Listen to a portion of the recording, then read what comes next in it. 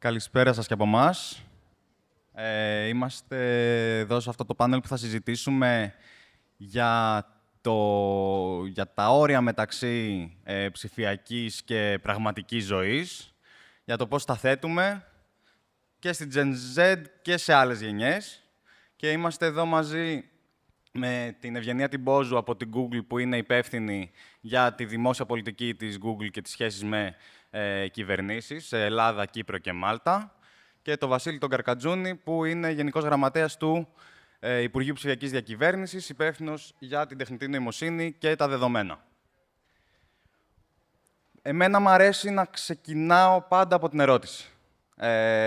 Επομένως, όταν μιλάμε για ισορροπία μεταξύ πραγματικής και ψηφιακής ζωής, ας καταλάβουμε τι εννοούμε και κατά πόσο αυτό σήμερα είναι κάτι το οποίο έχει νόημα, από τη στιγμή που η ζωή μας πλέον σε μεγάλο βαθμό είναι υβριδική, θα έλεγε κανείς. Δηλαδή, η ψηφιακή ζωή είναι σε μεγάλο βαθμό κομμάτι της πραγματικής μας ζωής, της φυσικής μας ζωής και αντιστρόφως. Επομένως, θα ήθελα πρώτα να αντιμετωπίσουμε την ερώτηση ως ερώτηση και το κατά πόσο αυτό είναι κάτι το οποίο μπορεί να γίνει σήμερα, το να θέτουμε όρια μεταξύ του ενός και του άλλου. Ευγενία, θες να ξεκινήσεις εσύ? Ναι. Καλησπέρα. Ευχαριστώ πάρα πολύ για την πρόσκληση. Και μπορώ να πω κάτι άλλο, ότι Βεβαίως. Ακούγοντας όλα τα προηγούμενα πάνελ, κάτι που μου συμβαίνει σπάνια σε συνέδρια. Έχω ενθουσιαστεί και με τις απόψεις και τις ιδέες και εμπνευστεί και λίγο, θα έλεγα. Κάτι που ήθελα να πω είναι, και ίσως μου λείπει από όλες τις συζητήσεις σήμερα, ίσως έχει ακουστεί λίγο, είναι η αισιόδοξη πλευρά των πραγμάτων και ίσως να μην τα βάζουμε όλα με ένα πέπλο βάρους, προβληματισμού και ότι είναι τα πράγματα δύσκολα ή τα προβλήματα δυσεπίλητα. Νομίζω ότι όντως ζούμε σε ένα τρομερά πολύπλοκο κόσμο. Τα όρια, όπως είπες και εσύ, μεταξύ... ίσως είναι όντως ένας υβριδικός κόσμος, ή προς τα εκεί φαίνεται να πηγαίνουμε. Τα όρια πολλές φορές είναι δυσδιάκριτα. Επαναξιολογούμε έννοιες και αξίες που ίσως θεωρούσαμε δεδομένες μέχρι σήμερα. Όμως, από την άλλη μεριά, είναι και ένας κόσμος που αλλάζει και μας ανοίγει τόσες πολλές δυνατότητες και ευκαιρίες να αντιμετωπίσουμε θέματα, προβλήματα, αρρώστιες, ζητήματα διαχείρισης χρόνου, παραγωγικότητας, να ξεκλειδώσουμε τόσες δυνατότητες που προσωπικά είμαι αισιόδοξη για αυτό που θα δούμε τα επόμενα χρόνια και από τις επόμενες γενιές, και τη Z και την Α και δεν ξέρω εγώ ποιες άλλες θα ακολουθήσουν. Παίρνοντας κι εγώ ένα παράδειγμα και από τον γιο μου που είναι στην Generation Α, είναι 5 χρονών, και μπορώ να πω ότι βλέποντας τον ίδιο και τους συμμαθητές του και τη γενιά του, έχω εκπλαγεί με το πόσο πιο έξυπνα είναι αυτά τα παιδιά που έρχονται οι επόμενες γενιές. Και πόσο διαφορετικά θα μιλάμε για το τι είναι γενιά. Βλέπεις ότι πάει πολύ πιο γρήγορα όλο το πράγμα. Και νομίζω ότι πηγαίνοντας στα όρια, που είναι απαραίτητα, αυτό που ίσως χρειαζόμαστε ως κοινωνία, ως κόσμος, ως ανθρωπότητα, είναι σίγουρα περισσότερη εκπαίδευση, περισσότερη συνεργασία σε κάθε επίπεδο, συνεργασία μεταξύ εταιριών, κράτους, μεταξύ κοινωνίας των πολιτών, κράτους, εταιριών, μεταξύ κρατών, μεταξύ υπήρων, ώστε να μπορέσουμε να θεσμοθετήσουμε, να βάλουμε τους κανόνες, να θέσουμε τις αξίες, τα πρότυπα, τις καλές πρακτικές και να φτιάξουμε έναν κόσμο στον οποίο θα μπορούμε να έχουμε μια κοινή γλώσσα και ένα κοινό πλαίσιο μέσα στο οποίο μπορούμε να αξιοποιήσουμε όλες αυτές τις δυνατότητες και να εκμεταλλευτούμε αυτόν τον υβριδικό κόσμο με τον καλύτερο δυνατό τρόπο. Επομένως, μια κοινή γλώσσα, ανεξάρτητα από το αν είμαστε στην φυσική, στην πραγματική ζωή ή αν είμαστε στον ψηφιακό κόσμο. Σωστά? Ναι. Ωραία. Εσύ, Βασίλη, ποια είναι η δική σου άποψη σχετικά με το κατά πόσο είναι σωστό να προσπαθούμε να προσδιορίσουμε, να οριοθετήσουμε μάλλον την ψηφιακή ζωή και να την διαχωρίσουμε από τον υπόλοιπο κόσμο. Τέλεια. Καλησπέρα. Καλημέρα. Δεν είμαι βέβαιος τι ώρα είναι ακόμα. Ευχαριστώ πάρα πολύ για την πρόσκληση και ευχαριστώ πάρα πολύ γιατί είναι το πρώτο συνέδριο που πάω τους τελευταίους 6 μήνες και δεν χρειάζεται να φορέσω κουστούμι. Και γενικά είναι πολύ ωραίο το vibe, είναι πολύ θετικό, πολύ αισιόδοξο. Και παρόλο που είναι Σάββατο, είναι πραγματικά μεγάλη χαρά να είμαι εδώ. Η αλήθεια είναι ότι τα όρια μεταξύ ψηφιακού και πραγματικού κόσμου προφανώς έχουν θολώσει, αν δεν έχουν καταργηθεί τα τελευταία χρόνια. Αυτό προφανώς έχει ένα θετικό αποτύπωμα. Γιατί αν το δει κανείς, αν κάνει ένα zoom out και δει την ιστορία της ανθρωπότητας, το πού βρισκόμασταν μέχρι και πριν από λίγες δεκαετίες, πόσο πρόσφατες είναι οι τεχνολογικές εξελίξεις οι οποίες βιώνουμε. Δηλαδή το 2000 και μετά άρχισε να αναπτύσσεται το διαδίκτυο και έχουμε 2025. Υπήρχε ανθρωπότητα και το 50 και το 1900 και το 1800. Οπότε η τεχνολογία, η ψηφιακή, έχει κάνει άλματα, τα οποία σίγουρα έχουν ένα πολύ θετικό αποτύπωμα στη ζωή μας. Είναι πολύ πιο εύκολο το να επικοινωνείς. Προφανώς αντιμετωπίζονται ζητήματα επικοινωνίας, συμπερίληψης, ενημέρωσης. Αυξάνεται και σε μεγάλο βαθμό και η ποιότητα της δημοκρατίας μας από αυτό το πράγμα. Αλλά κατά την προσωπική μου άποψη υπάρχουν και αρνητικά σε αυτό. Προσπαθώ να μην είμαι πολύ πεσημιστής, Ευγενία, με συγχωρείς. Αλλά υπάρχουν και νότες πεσημισμού με την έννοια ότι στο τέλος της ημέρας ο πραγματικός κόσμος είναι πραγματικός κόσμος. Μπορεί να μιλάμε για cloud και για κάτι υπέροχο που είναι στα δεδομένα, αλλά αυτό πραγματικά είναι ένα μηχάνημα το οποίο καταναλώνει ενέργεια, έχει ένα αποτύπωμα στο περιβάλλον, στις ζωές των ανθρώπων, στα πάντα.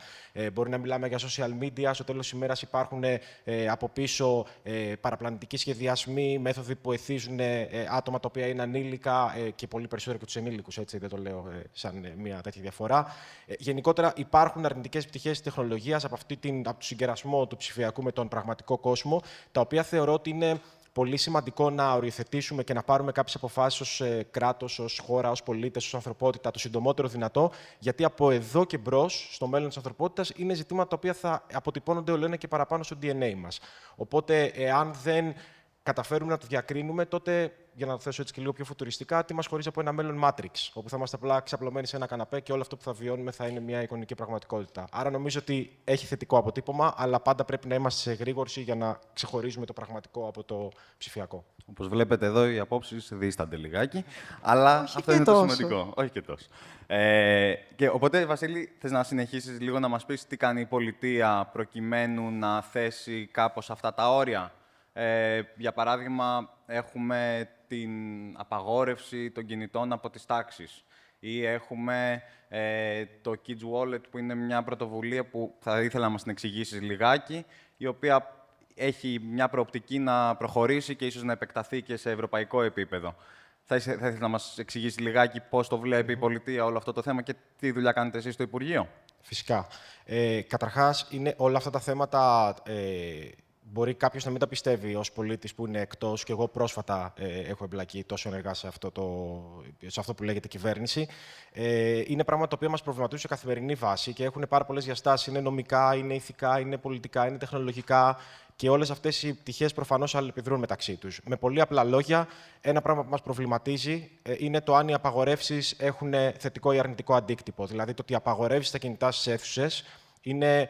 Το να γράψει νόμο είναι το πιο εύκολο πράγμα, έτσι, να αποτυπώσει ένα νόμο μία απαγόρευση. Το θέμα είναι και πώς την εφαρμόζεις και τι αντίκτυπο έχει απαγόρευση.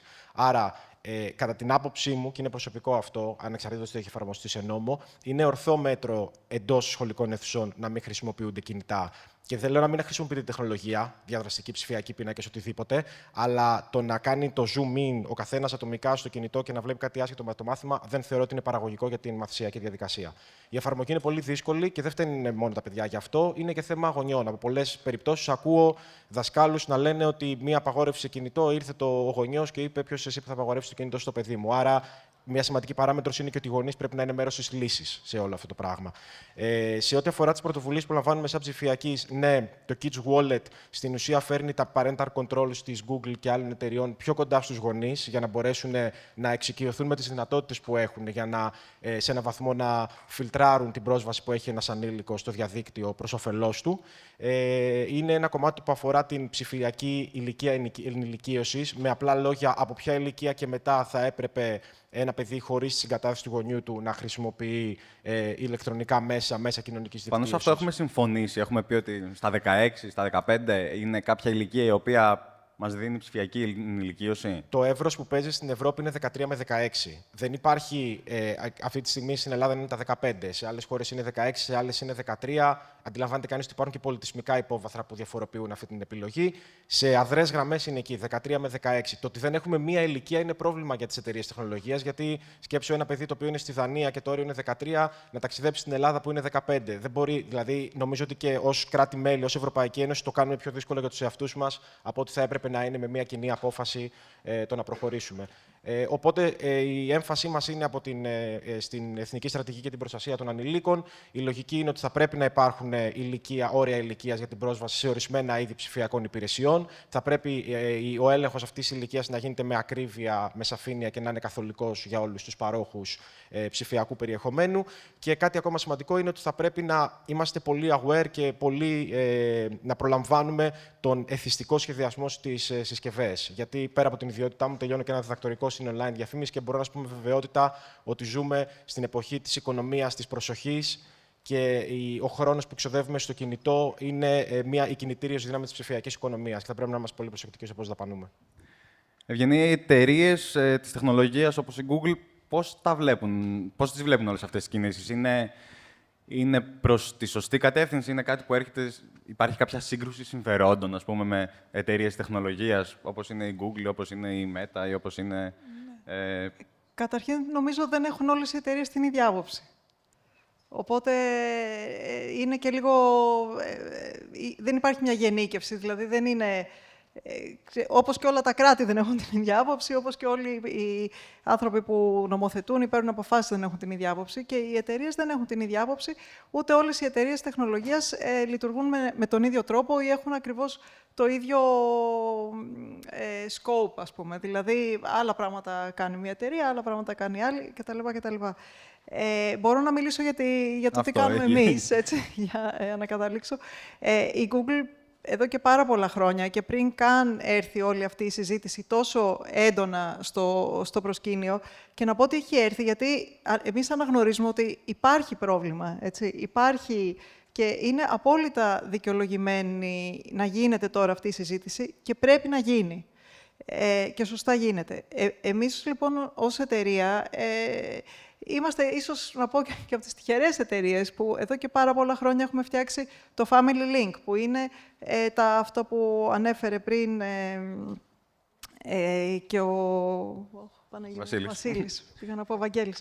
Ο Βασίλης, τα parental controls, που ουσιαστικά τι είναι? Set εργαλείο που μπορεί να έχει ο γονιός να ελέγξει την πρόσβαση που έχει το παιδί του στις εφαρμογές και της Google και στο υπόλοιπο διαδίκτυο. Για παράδειγμα, να βάλει ένα χρονικό όριο. Να βάλει χρονικά όρια, να είναι κλειστό το τηλέφωνο, ας πούμε, τις ώρες του ή τα κοινωνικά δίκτυα τις ώρες του σχολείου, να ελέγξει με ποιες επαφές το παιδί του μπορεί να έχει επικοινωνία ή να μην έχει επικοινωνία, να βλέπει που είναι, επίσης. Και υπάρχει κάτι πολύ σημαντικό σε όλο αυτό που δεν πρέπει να μας ξεφεύγει.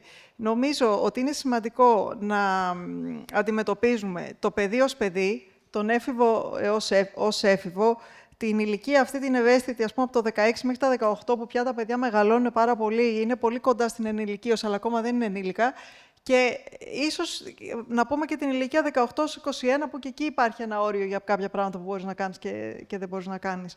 Άρα δεν υπάρχει ένας κανόνας για όλες τις ηλικίες, ούτε μπορείς να πεις ότι όπως, ας πούμε, δεν θα άφηνες ένα 10χρονο να κάνει babysitting σε ένα μικρότερο παιδάκι, ένα 14χρονο όμως θα τον άφηνες. Άλλες ευθύνες, άλλη αντιμετώπιση και άλλες ελευθερίες θέλει και ο ίδιος ο άνθρωπος μεγαλώνοντας, συγγνώμη να ολοκληρώσω, για να αισθάνεται και κάτι που αναφέρθηκε και πριν, ότι αναπτύσσει ολοκληρωμένα την προσωπικότητά του, ότι επικοινωνεί, ότι ενημερώνεται, ότι έχει πρόσβαση στον κόσμο εκεί έξω. Άρα αυτό ήταν κάτι που πάντα η εταιρεία το λάμβανε υπόψη και φτιάχνουμε διαφορετικές εμπειρίες των εφαρμογών μας, για παράδειγμα στο YouTube, ανάλογα την ηλικία του χρήστη.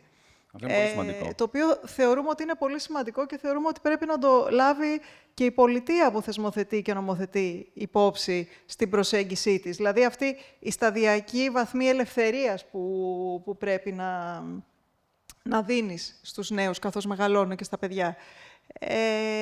Επομένως, ξέρεις, εμείς δεν θεσμοθετούμε, δεν νομοθετούμε ως εταιρεία, όμως έχουμε βάλει, έχοντας εναρμονιστεί και έχοντας, πώς το λένε, κάνει in compliance, ας πούμε, με κάποιους βασικούς κανόνες και της Ευρώπης, ας πούμε, το άρθρο 28 του DSA, προσπαθούμε να ανταποκρινόμαστε σε αυτά που μας ζητάει η πολιτεία κάθε φορά. Και σε κάποια πράγματα νομίζω ότι η Google είναι και αρκετά μπροστά από τους νομοθέτες, όπως για παράδειγμα τους κανόνες που έχουμε βάλει στο Gemini για το Under 18, που είναι το chatbot, ας πούμε, αντίστοιχα της εταιρείας, που έχει κάποια features πάρα πολύ συγκεκριμένα. Για παράδειγμα, δεν κάνει συζήτηση που να αφορά τα συναισθήματα, δεν επιβραβεύει, δεν εκφράζει γνώμη σαν να είναι φίλος ή φίλος, να μην μπερδεύεται ένας ανήλικος ότι ο αλγόριθμος είναι ο φίλος στον οποίο μπορεί να μιλήσει. Ή αν αρχίσει και βλέπει ερωτήσεις τύπου, ξέρω, για απώλεια βάρους ή ακόμα και για τάσεις για αυτοκτονία κτλ. Σταματάει τη συζήτηση και αμέσως προτρέπει... Κατευθύνει προς ειδικούς ψυχικής υγείας, για παράδειγμα, κάτι τέτοιο. Ναι. Βγάζει το helpline της χώρας κτλ. Νομίζω ότι όλα αυτά μπορεί να μην δεν έχουν γίνει ακόμη νόμοι ή κανονισμοί, θεσμοί, ας πούμε, επίσημα, όμως είναι κάτι που πρέπει η πολιτεία να τα δει άμεσα και να μπουν και επίσημα σαν κριτήρια ίσως για να μπορούν οι πλατφόρμες να έχουν κάποια εχέγγυα πρωτόκολλα ασφαλείας για τους ανήλικους. Είναι δύσκολο πάντως, καταλαβαίνω, και από τις δικές σας πλευρές, δηλαδή και από τη μεριά της πολιτείας και από τη μεριά των επιχειρήσεων που έχουν ένα πολύ σημαντικό ρόλο στη ψηφιακή ζωή και στο ίντερνετ. Αυτή η ανάγκη υιοθέτησης σταδιακών, ας πούμε, πολιτικών και μέτρων, προκειμένου να μπορέσουμε να φτάσει, ας πούμε, το παιδί στην ενηλικίωση των 16, ψηφιακή ενηλικίωση, ας πούμε, ή στα 18 μετά. Επομένως, έχετε και ένα ρόλο κάπως παιδαγωγικό. Οπότε θα ήθελα να περάσουμε και λίγο στο κομμάτι του πώς αυτό μπορούμε να το βάλουμε από νωρίς, ας πούμε, στα παιδιά. Και πώς γίνεται, γιατί καταλαβαίνω ότι σε ένα μεγάλο βαθμό δημιουργείται και μια πίεση προς τους γονείς. Μια πίεση. Αποκτούν πολύ περισσότερες ευθύνες οι γονείς, που πολλές φορές δεν είναι εξίσου εξοικειωμένοι με τα νέα μέσα και τις τεχνολογίες. Πώς μπορούμε, λοιπόν, τα παιδιά να το μαθαίνουν π.χ. στο σχολείο, πώς μπορούμε να αναπτύσσεται σταδιακά ο ψηφιακός εγγραμματισμός, ας πούμε, έτσι ώστε να μπορέσουμε να φτάσουμε στο επιθυμητό επίπεδο. Και θα θέλατε να μου πείτε έτσι κάποια πράγματα που κάνετε κι εσείς για να μπουν τα παιδιά από νωρίς σε αυτή τη φάση. Γιατί μιλάμε τώρα για παιδιά τα οποία μεγαλώνουν μέσα στην ψηφιακή εποχή. Εγώ μεγάλωσα σε μια εποχή που πρόλαβα λίγο τον αναλογικό κόσμο και μετά στο γυμνάσιο, ας πούμε, είχαμε ξεκινήσει με Facebook, με social media κλπ. Τα παιδιά που μεγαλώνουν τώρα είναι from day zero στην ψηφιακή εποχή. Πες μας, Βασίλη, και μετά θα μας πει και η Ευγενή. Ναι, συμφωνώ. Υπάρχουν δύο επιλογές και στο policy making. Υπάρχει μια λογική ότι εγώ έχω μια άποψη και ανεξαρτήτως από το τι λέει η κοινωνία κάνω φόρο σε αυτήν. Καθόλου πετυχημένο μοντέλο. Και υπάρχει και άλλη, η οποία αναγνωρίζει την κοινωνική και τεχνολογική πραγματικότητα και προσπαθεί να προσαρμοστεί σε αυτή. Νομίζω το literacy εκεί είναι. Δηλαδή, πριν από λίγους μήνες η ελληνική κυβέρνηση έκανε μια συμφωνία με μια μεγάλη εταιρεία τεχνολογίας για να μπουν κάποια πιλωτικά προγράμματα χρήσης συγκεκριμένων generative μοντέλων στα σχολεία. Δεν είναι προφανώς επιλογή ενός μοντέλου, είναι απλά εξοικείωση με ένα εξ αυτών. Γιατί η λογική και η κουλτούρα πίσω από τη χρήση τους είναι ίδια. Άρα, μπορώ να πω ότι θέλουμε να χρησιμοποιούνται τέτοιες λύσεις. Πρέπει όμως να χρησιμοποιούνται με έναν τρόπο ο οποίος είναι κατάλληλος και είναι ενήμερος. Τις προάλλες είχα πάει να κουρευτώ και μου είπε η γυναίκα που με κούρευε ότι ο 8χρονος γιος της χρησιμοποιεί το συγκεκριμένο γλωσσικό μοντέλο. Δεν έχει σημασία το ποιο. Χωρίς κανέναν φραγμό, χωρίς προφίλ χρήστη και συνεπώς με ό,τι συνεπάγεται αυτό για την επεξεργασία των δεδομένων του. Άρα υπάρχει μια κοινωνική πραγματικότητα εκεί έξω, την οποία δεν μπορεί να αντιμετωπίσει μόνο με απαγορεύσεις. Πρέπει να έχει πολλές δράσεις awareness. Αυτό προσπαθούμε να κάνουμε. Συνεργαζόμαστε με εταιρείες όπως η Google, που είναι στην κορυφή, στην αιχμή της τεχνολογίας για να μπορέσουμε να μάθουμε στους πολίτες το σωστό τρόπο χρήσης αυτών των τεχνολογιών. Προσπαθούμε να μιλήσουμε με μια ειλικρίνεια σχετικά με τους κινδύνους και τις ευκαιρίες και στις μεγαλύτερες γενιές που έχουν την ευθύνη των νεότερων που έρχονται. Και σε κάθε περίπτωση αυτό το οποίο θέλουμε να κάνουμε καλύτερα και είναι ο σχεδιασμός μας για το μέλλον, είναι να γίνει λίγο πιο διαφανής και πιο κατανοητός σε όλους, και ειδικά στις νεότερες γενιές που ειδικά βρίσκονται και εδώ σήμερα, το τι ακριβώς είναι αυτό που κάνουμε και σε επίπεδο policy making, τι είναι αυτό που μας προβληματίζει και ποια είναι η κατεύθυνση στην οποία κινούμαστε. Και είναι ακριβώς στη λογική του empowerment. Θέλουμε ανθρώπους που μπορούν να λάβουν ενσυνείδητα καλύτερες επιλογές και να μην είναι ζόμπι τα οποία κάνουν ένα infinite scrolling μέχρι να αποκοιμηθούν. Το κάνουμε όλοι. Ευγενία. Λοιπόν, και εγώ θα συμφωνήσω ότι η εκπαίδευση είναι το πιο σημαντικό πράγμα στο κομμάτι της ενδυνάμωσης των κοινωνιών μας στην εποχή που ζούμε. Νομίζω ότι ένα κομμάτι είναι τα ίδια τα παιδιά από μικρές ηλικίες να αρχίσουν να μπαίνουν σε μια λογική, να καταλαβαίνουν αρχικά, για παράδειγμα, με το πρόγραμμα που έχουμε εμείς στα σχολεία, το Be Internet ως Google, που είναι το γενεϊρός του διαδικτύου, ένα από τα πιο πετυχημένα προγράμματα της εταιρείας στην Ελλάδα, σε συνεργασία με το Υπουργείο Παιδείας. Ξεκινάει από το τι είναι το διαδίκτυο και πώς πλοηγούμε στο διαδίκτυο, μέχρι την αναγνώριση των κινδύνων, πώς αντιδράμε σε περιπτώσεις cyberbullying, πώς αναγνωρίζουμε τις ψεύτικες ειδήσεις, πώς αναγνωρίζουμε την παραπληροφόρηση, πώς προσέχουμε ώστε πραγματικά να είμαστε ασφαλείς στο διαδίκτυο. Και αυτό είναι κομμάτι της εκπαίδευσης μέσα από το σχολείο. Αντίστοιχα, ένα πολύ σημαντικό κομμάτι αυτού του προγράμματος που ίσως θα είχε νόημα να το δούμε και πώς μπορεί να ενισχυθεί ακόμα περισσότερο, είναι και η εκπαίδευση των γονιών σε αντίστοιχο βαθμό. Και νομίζω ότι εκεί υστερούμε, αλλά αυτό πρέπει να γίνει σε scale, δηλαδή πρέπει ίσως μία ιδέα θα ήταν να γίνει ένα roadshow στην ελληνική επαρχία, που να φωνάζεις, ας πούμε, στα πνευματικά κέντρα των Δήμων, τους γονείς, και να τους κάνεις 2 ώρες σεμινάριο για το τι κάνουν τα παιδιά τους όταν είναι στο διπλανό δωμάτιο και τους δίνουν ένα τηλέφωνο, που δεν ξέρουν οι γονείς τι κάνουν. Παλιά οι γονείς ανησυχούσαν τι κάνουν τα παιδιά όταν βγαίνουν έξω, τώρα τα έχουν δίπλα τους και δεν ξέρουν τι κάνουν. Άρα εκεί οι γονείς, νομίζω, και οι οικογένειες, και αυτό που λέμε, να υπάρχει μια συμφωνία, και το έχει πει πολλές φορές και ο Υπουργός αυτό, ότι να πει ο γονιός στο παιδί του, έλα Βασίλη, κάτσε 10 λεπτά μαζί μου, να δούμε μαζί, ξέρεις, τι μπορείς να κάνεις, τι δεν μπορείς να κάνεις, πόσο χρόνο μπορείς να περνάς με αυτή τη τεχνολογία, ποιοι είναι οι φίλοι σου στο τάδε κοινωνικό δίκτυο, ξέρεις, να γίνεται μια σύμπνοια. Αυτό χρειάζεται εκπαίδευση. Σίγουρα. Και συνεργασία. Και νομίζω είναι ένα κομμάτι που λείπει πάρα πολύ και πρέπει να το δούμε, και πόσο μάλλον στην εποχή τώρα της τεχνητής νοημοσύνης και το chatbot, εκεί πρέπει το ίδιο μοντέλο γρήγορα να ξεκινήσει των εκπαιδεύσεων.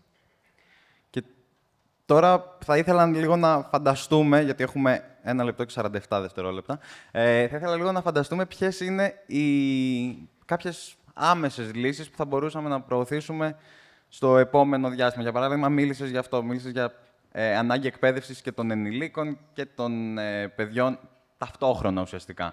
Αυτό μπορούμε κάπως να το φανταστούμε πώς θα μπορούσε να γίνει. Είπες την ιδέα για τα road shows, ας πούμε, στην ελληνική επαρχία. Τι είναι το σχολείο, το όχημα, είναι οι επιχειρήσεις, ίσως το όχημα. Δηλαδή, π.χ. να γίνονται εκπαιδεύσεις μέσα σε χώρους εργασίας όπου βρίσκονται γονείς για να αντιλαμβάνονται τους κινδύνους που υπάρχουν για τα παιδιά τους.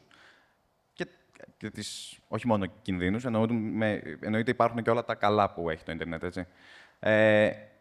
Πώς μπορούμε να το φέρουμε αυτό ένα βήμα πιο μπροστά? Εγώ την πέταξα την ιδέα. Νομίζω ότι χρειάζεται συνέργεια. Να την πάμε στο Υπουργείο, Βασίλη. Χρειάζεται πρόγραμμα και συνεργασία και του industry, ας πούμε, που λέμε, με τα αρμόδια υπουργεία και την κοινωνία των πολιτών. Δηλαδή, μπορούν τέτοια προγράμματα να γίνουν και μέσα από μη κυβερνητικές οργανώσεις, έτσι, αν τους δοθεί η αντίστοιχη χρηματοδότηση, υποστήριξη και τεχνογνωσία. Το γνωστό μοντέλο που λέμε train the trainer, για παράδειγμα, εκπαιδεύεις μια πολύ μικρή ομάδα ανθρώπων, που μετά μπορεί να εκπαιδεύσει μια μεγαλύτερη ομάδα ανθρώπων και αυτή η μεγαλύτερη ομάδα ανθρώπων να πηγαίνει σε κάθε γωνιά της κοινωνίας. Να το πούμε trickle-down education αυτό. Θα μπορούσα να το πούμε και έτσι. Απλώς θα ήθελα να πω και κάτι πριν κλείσουμε, για να μην νομίζω ότι πέρα από το focus στην εκπαίδευση για την τεχνολογία και στο πώς θα μπορέσουμε να βρούμε την ισορροπία για τα παιδιά και τις γενιές που έρχονται, να μην ξεχνάμε και ότι νομίζω το πιο σημαντικό στίχημα είναι τα παιδιά και να παραμείνουν παιδιά και να τους δίνεται ο χρόνος να παίξουν, να είναι με τους φίλους τους, να έρχονται σε επαφή με τη φύση και να έχουν και άλλα ερεθίσματα, που σημαίνει ένα σχολείο πολύ πιο ανοιχτό, πολύ πιο πλούσιο σε ερεθίσματα και εκεί να έρχεται να κουμπώνει και η τεχνολογία. Νομίζω αυτό θα ήταν ένα ιδανικό σενάριο. Η τεχνολογία δεν είναι το μόνο πρόβλημα στη ζωή μας, Εννοείται. ούτε μπορεί να δώσει και όλες τις λύσεις. Χρειάζεται, νομίζω, μια πανστρατιά και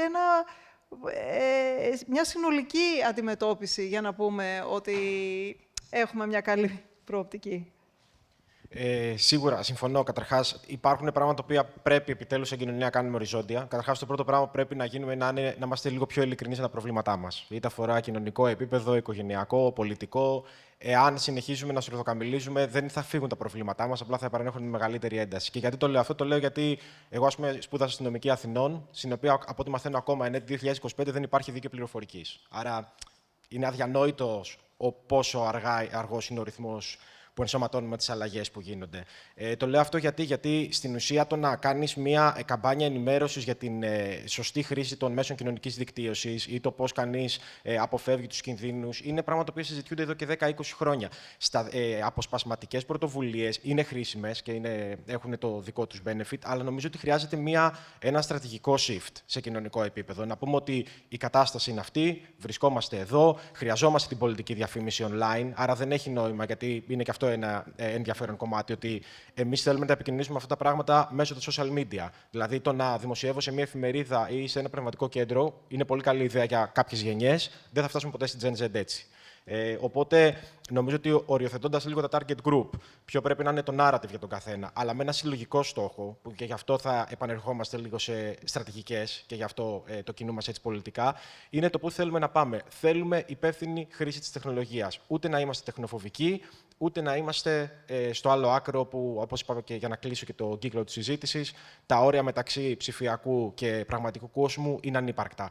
Θέλουμε σε έναν βαθμό να υπάρχουν, γιατί, χωρίς να ακουστώ ο θείος που είναι στο τραπέζι, είμαι λίγο μεγαλύτερος από εσάς, η ζωή είναι εκεί έξω σημαίνει ότι εννοείται ότι συμπληρωματικά έρχεται η τεχνολογία, αλλά δεν μπορεί να υποκαθιστά. Όπως και ένα AI chatbot δεν μπορεί να υποκαταστήσει τους φίλους σου, γιατί είναι εκπαιδευμένο να σου λέει αυτά που θες να ακούσεις. Έτσι, αντίστοιχα, και ένας αλγόριθμος σε ένα μέσο κοινωνικής δικτύωσης που σου δίνει συνεχώς το περιεχόμενο που θέλεις, δεν είναι πραγματική ζωή. Στη ζωή υπάρχουν και πράγματα που δεν σου αρέσουν. Πρέπει να τα αντιμετωπίσεις. Όσο πιο νωρίς μπεις σε αυτή τη διαδικασία, νομίζω τόσο πιο πολύ μπορείς να ισχυροποιήσεις το χαρακτήρα σου και να ζήσεις μια πιο ευτυχισμένη ζωή. Πολύ ωραία. Να πετάξω κι εγώ μια ιδέα και να μου πείτε λίγο την άποψή σας για να κλείσουμε. Μάθημα ψηφιακής αγωγής, ας πούμε, στα σχολεία σαν κανονικό μάθημα. Θα μου πείτε, εδώ σεξουαλική αγωγή προσπαθούμε να βάλουμε και υπάρχουν τόσες αντιστάσεις. Θα μπορούσε να γίνει και είναι κάτι το οποίο θα μπορούσαμε να δουλέψουμε σαν ιδέα, έτσι ώστε, μπορεί όχι αύριο μεθαύριο, αλλά σε 2, 3, 5 χρόνια να γίνει. Αυτονόητα και από το δημοτικό, θα έλεγα εγώ. Δηλαδή, θα έπρεπε να είναι από τα πρώτα πράγματα. Γιατί είναι δεδομένο ότι το παιδί θα έρθει σε επαφή με τεχνολογία πριν πάει στο σχολείο. Άρα, το ότι πηγαίνει στο σχολείο να μαθαίνει με ποιον τρόπο είναι υπεύθυνος τρόπος να το χρησιμοποιήσει, για μένα είναι αυτονόητο. Συμφωνώ. Ωραία. Ευγενία, λοιπόν, το αφήνω σε σένα να κάνετε το γίνε ο ήρωας του διαδικτύου, να το κάνετε μάθημα μια φορά την εβδομάδα. Αυτό είναι θέμα του Υπουργείου Παιδείας. Εμείς το προτείναμε. Θα δώσετε τις ιδέες. Λοιπόν, σας ευχαριστούμε είμαστε. πάρα πολύ.